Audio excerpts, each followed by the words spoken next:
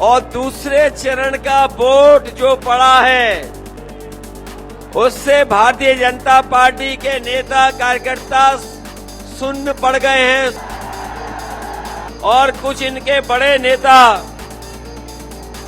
नेता थूक लगा करके पर्चा बांट रहे थे। याद है कि नहीं याद है?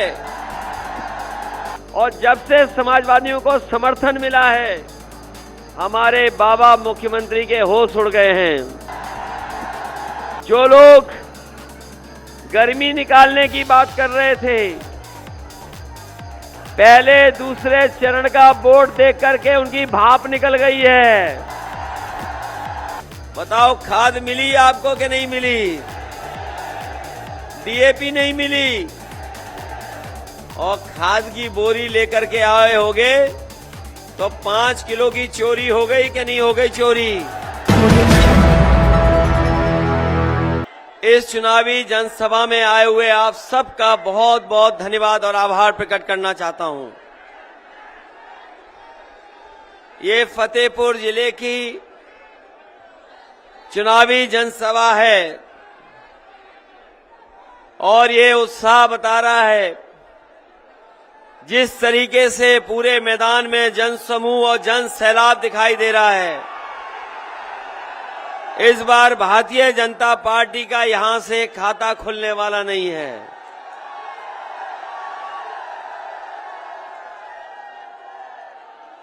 ये उत्साह कम नहीं हो रहा है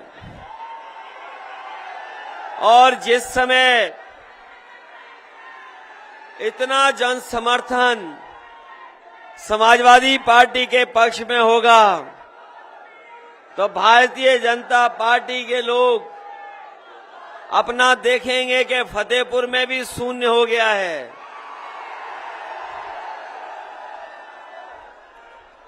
वैसे तो समाजवादी विजय रथ की आपने तस्वीरें और वीडियो देखा होगा समय समय पर। मुझे दुख है इस बात का कि मैं आपके बीच में नहीं चला पाया।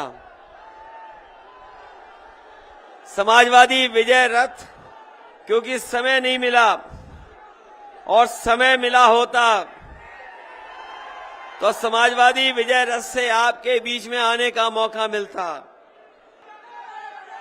आज हर वर्ग के लोग और खासकर किसान समाजवादियों की ओर देख रहा है। कोई वर्ग नहीं बचा जो आज समाजवादियों की मदद करना ना चाहता हो। आज हर वर्ग के लोग मदद करने के लिए आगे आ गए हैं।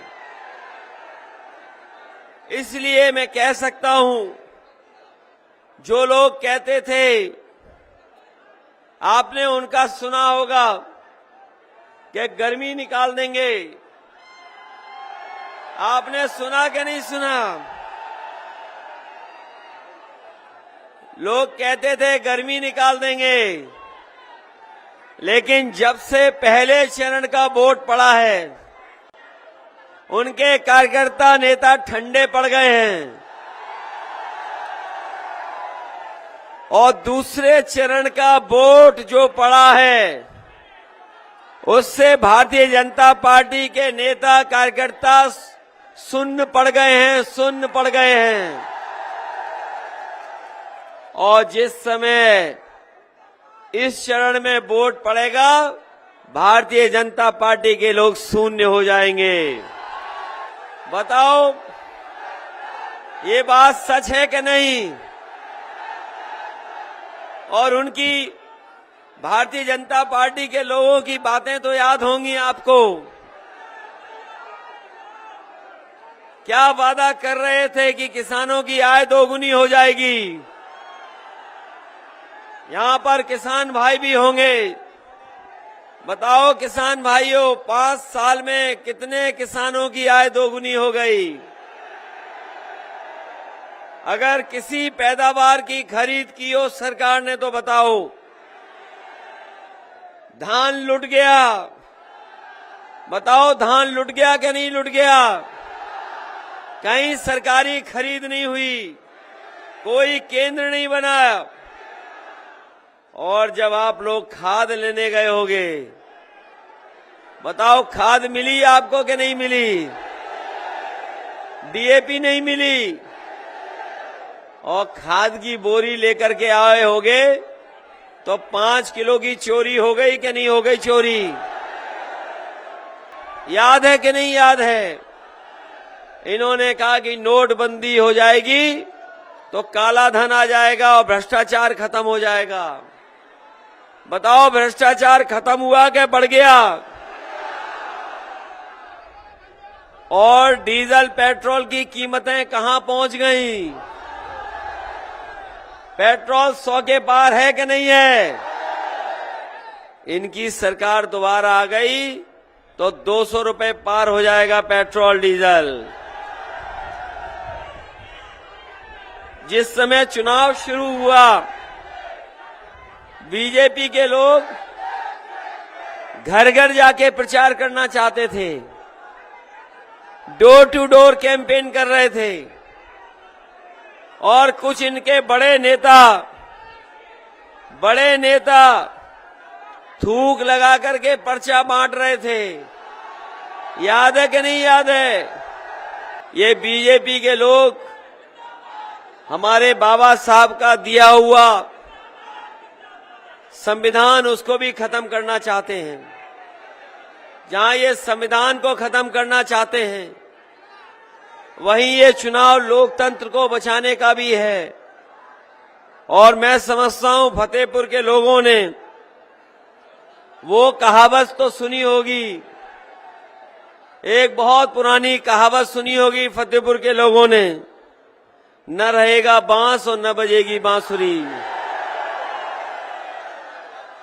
ये सुना है कि नहीं सुना है?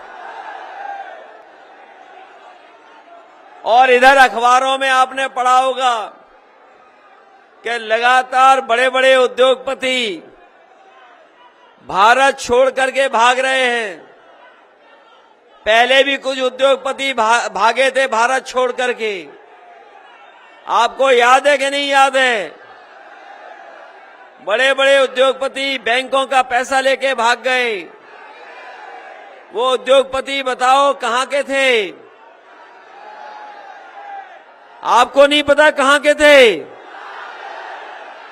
और कम से कम ये तो पता होगा जो अभी भागा है, 28 बैंकों का पैसा लेकर के एक उद्योगपति भाग गया। बताओ कहां का था?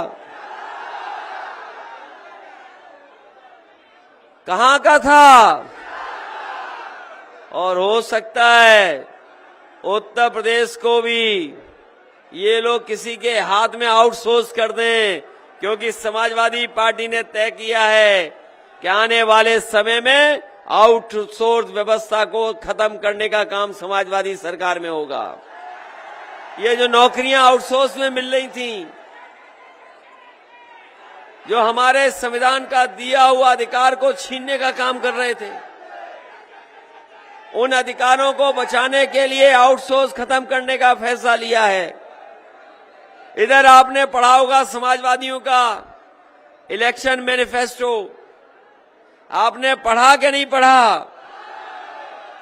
और इसलिए समाजवादी पार्टी ने इलेक्शन मैनिफेस्टो जनता का बनाया है, क्योंकि समाजवादी लोग महसूस करते हैं कि आज जनता को महंगाई का सामना करना पड़ रहा है, और जब कभी भी बिजली का बिल आता है तो करंट लगता है बिजली के बिल देख करके। बिजली महंगी होती चली जा रही है। इसलिए समाजवादी पार्टी ने तय किया है कि घरेलू बिजली का 300 यूनिट का कोई बिल आपको नहीं देना पड़ेगा।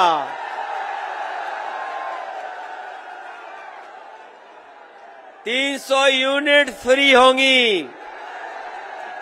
साथ ही साथ हमारे किसानों की सिंचाई का कोई भी बिल नहीं देना पड़ेगा, माफ होगा।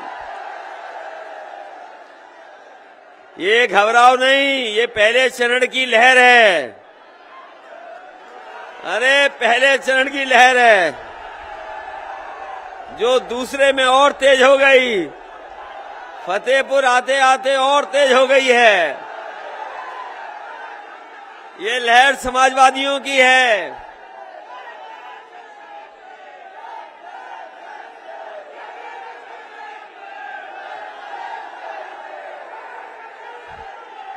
ये घबराइए नहीं, ये समाजवादियों की लहर है।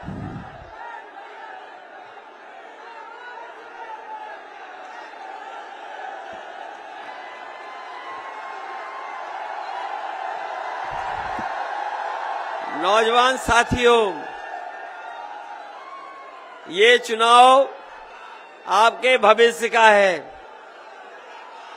जहां आपको अपने भविष्य को बनाना है, उसका भी चुनाव है। और उत्तर प्रदेश की बदहाली को बचा करके खुशहाली पर ले जाने का चुनाव है। ये जो भेदभाव की राजनीति कर रहे हैं, ये जो ऊंच नीच की राजनीति कर रहे हैं, जो लोग धोखा दे करके, साजिश कर करके, षड्यंत्र कर करके हमारा आपका वोट ले रहे हैं, ये जो नफरत की राजनीति कर रहे हैं, ये लोग जो बांट करके राजनीति कर रहे हैं, इनको सबक सिखाने का है चुनाव। मुझे याद है कि यही फतेहपुर, जहां पर भारतीय जनता पार्टी ने न जाने कैसे कैसे नारे दिए थे और ये भरोसा दिलाया था कि उनकी सरकार बनेगी तो न जाने क्या क्या विकास होगा।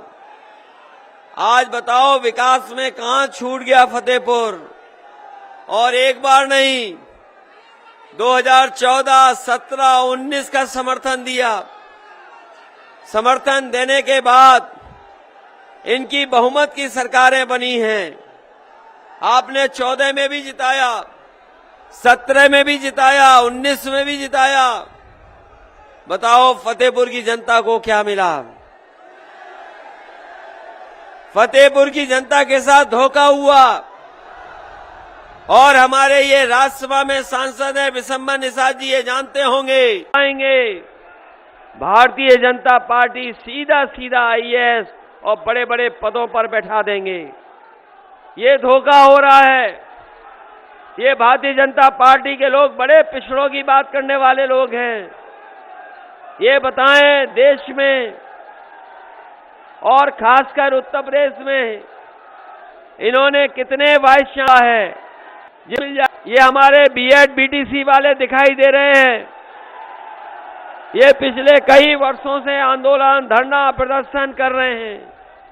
इनकी कोई सुनवाई नहीं हुई है। हम लोगों ने तय किया, समाजवादियों ने अपने मैनिफेस्टो में भी हम लोगों ने लिख दिया है कि सरकार बनेगी तो ये बीएड बीटीसी वालों को, इनको भी नौकरी, इनको भी समाहित करने का काम समाजवादी सरकार में होगा। बताओ बीएड बीटीसी वालों, आपने घोषणा पत्र पढ़ लिया कि नहीं पढ़ लिया? है शामिल कि नहीं शामिल? आपको शामिल कर दिया कि नहीं? न केवल आपको शामिल किया है, बल्कि 69,000 जो नौजवान थे जिन्होंने लगातार संघर्ष किया, इस सरकार ने समय समय पर उन्हें अपमानित किया, लाठी मारी, जेल भेजा, लेकिन उसके बावजूद भी नौजवान हटे नहीं, उनको मदद नहीं की किसी ने। समाजवादी पार्टी ने तय किया है सरकार बनने पर 69,000 नौजवानों के साथ जो आरक्षण में खिलवाड़ हुई है, उनकी भी मदद करने का काम समाजवादी लोग करेंगे। शिक्षा में से मदद करे कारोबार की, उस दिशा में फैसले लेंगे। और जब से समाजवादियों को समर्थन मिला है, हमारे बाबा मुख्यमंत्री के होश उड़ गए हैं। जब से समर्थन मिलना शुरू हुआ है, हमारे बाबा मुख्यमंत्री को समझ में नहीं आ रहा है। और जिसने भी उनका चेहरा देखा होगा, वो चेहरा देख के बता सकते हैं कि उनकी शक्ल पे 12 बज गया है। बताओ, बाबा मुख्यमंत्री के चेहरे पर 12 बज गया कि नहीं बज गया? जो लोग गर्मी निकालने की बात कर रहे थे, हम उन्हें कहना चाहते हैं, समाजवादी सरकार बनेगी तो चाहे फौज में, और पुलिस में नौकरी निकालनी पड़े तो नौजवानों के भविष्य को बेहतर बनाने के लिए नौकरी निकालने का काम होगा। जो लोग गर्मी निकालने की बात कर रहे थे, पहले दूसरे चरण का बोर्ड देख करके उनकी भाप निकल गई है। हम अखबारों में पढ़ते हैं बहुत सारे लोगों की जान गई है। एम्बुलेंस चलाई थी, याद है कि नहीं याद है? जितनी एम्बुलेंस समाजवादियों ने चलाई उतनी ही चल रही हैं। इस बाबा मुख्यमंत्री जी ने कोई एम्बुलेंस नहीं बढ़ाई, व्यवस्था को बर्बाद कर दिया, हमारी पुलिस को बर्बाद कर दिया और इतना लूट मची हुई है जिसकी आप कल्पना नहीं कर सकते। इसलिए फतेहपुर के लोगों से मैं कहना चाहता हूं कि यहां के लोगों ने समय समय पर अन्याय भी देखा है। पुलिस और प्रशासन के माध्यम से न जाने कितना अन्याय का सामना करना पड़ा है। बहुत सारे साथी हैं जिन पर झूठे मुकदमे लगा करके इन्होंने जेल भेजा है, झूठे मुकदमे लगा करके परेशानी में डाला है। बताओ, ये सरकार झूठे मुकदमे लगाती है कि नहीं लगाती है? और अगर झूठे मुकदमे लगाए जा रहे हैं, उसका कोई दोषी है तो ये बाबा मुख्यमंत्री दोषी हैं।